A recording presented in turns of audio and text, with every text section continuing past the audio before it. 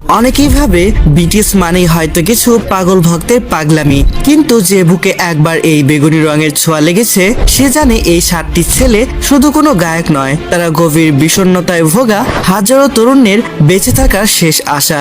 কিন্তু কখনো কি ভেবে দেখেছেন সেই দিনটার কথা, যেদিন এই গল্পের শেষ পাতাটা লেখা হবে, যেদিন বিশাল স্টেডিয়ামের হাজারো বেগুনি আলো শেষবারের মতো নিভে যাবে? কল্পনা করুন সেই বুক ফাটা রাতের কথা। মঞ্চের 7টি ছেলে পাশাপাশি দাঁড়িয়ে আছে, কিন্তু আজ তাদের মুখে কোনো হাসি নেই, আছে এক সমুদ্র কান্না।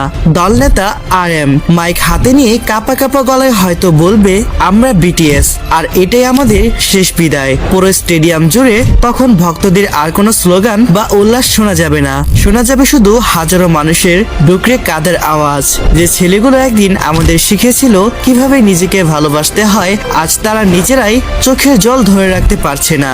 সুগার বোবা কান্না আর জিমিনের ভাঙা গলা সেদিন প্রমাণ করবে এই বিদায় কতটা যন্ত্রণার। তার শেষবারের মতো মাথা নত করবে, হাতের মাইকগুলো চিরতরে নামিয়ে রাখা হবে, মঞ্চের শেষ আলোটুকু নিভে যাবে।